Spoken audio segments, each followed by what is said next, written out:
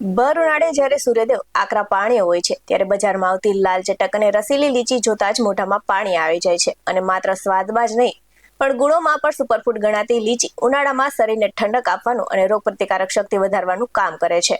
તો આ સાથે જ આ મીઠી લીચી ખાવાથી અનેક ચોક્કસ રીતે હોય છે. ચાલો જાણીએ લીચી ખાવાના ફાયદા અને ખાતી વખતે ધ્યાનમાં રાખવાની ટિપ્સ.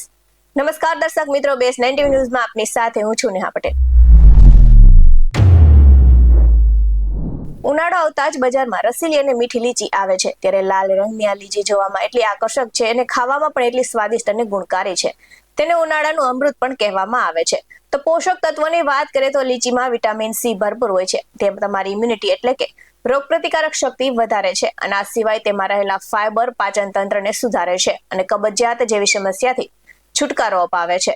તો આ ફળ ત્વચા માટે ખૂબ જ સારું માનવામાં આવે છે અને વિટામિન સી કોલેજન બનાવે છે, જેનાથી ત્વચામાં ચમક આવે છે અને કરચલીઓ ઓછી થાય છે. તો સાથે જ તે ત્વચાને સૂર્યના હાનિકારક કિરણોથી બચાવવામાં પણ મદદરૂપ થાય છે. ને શું તમે જાણો છો કે લીચી તમારા હૃદય માટે પણ વરદાન છે? તેમાં રહેલું પોટેશિયમ બ્લડ પ્રેશરને કંટ્રોલ કરે છે અને એટલું જ નહીં, બહેનો માટે તો આ લીચી બ્યુટી ટિપ્સ જેવું કામ કરે છે. તો લીચીમાં રહેલું કોલેજન ત્વચામાં ચમક લાવે છે અને કરચલીઓ ઘટાડવામાં મદદ કરે છે. તો લીચીમાં પોટેશિયમ સારી માત્રામાં હોય છે, જે બ્લડ પ્રેશરને નિયંત્રિત કરે છે અને હૃદયના સ્વાસ્થ્ય માટે સુધારવા માટે ફાયદેમંદ ગણવામાં આવે છે. તો તેમાં રહેલું આયર્ન પણ થોડી માત્રામાં જોવા મળે છે. આ સાથે જ તે લોહીની ઉણપ અથવા તો એનિમિયાથી બચાવવામાં મદદરૂપ થાય છે. તો ઉનાળામાં લીચી ખાવાથી શરીરને તરત ઉર્જા મળે છે અને તરસ છીપાવવામાં મદદ કરે છે. તો લીચીમાં વિટામિન સી પુષ્કળ પ્રમાણમાં જોવા મળે છે, જે શરીરની રોગ પ્રતિકારક શક્તિને મજબૂત બનાવે છે અને તેમાં ફાઈબર પણ વધુ હોય છે, જેને લઈને પાચન તંત્રને સુધારે છે, તો કબજિયાતથી રાહત આપે છે અને આંતરડાના સ્વાસ્થ્યને સુધારે છે. તો કોઈ પણ વસ્તુનો અતિરેક કરવો નુકસાનકારક હોય છે અને લીચી ગરમ તાસીર ધરાવતી હોવાથી વધુ પડતી ખાવાથી ગળામાં ખરાશ થઈ શકે છે.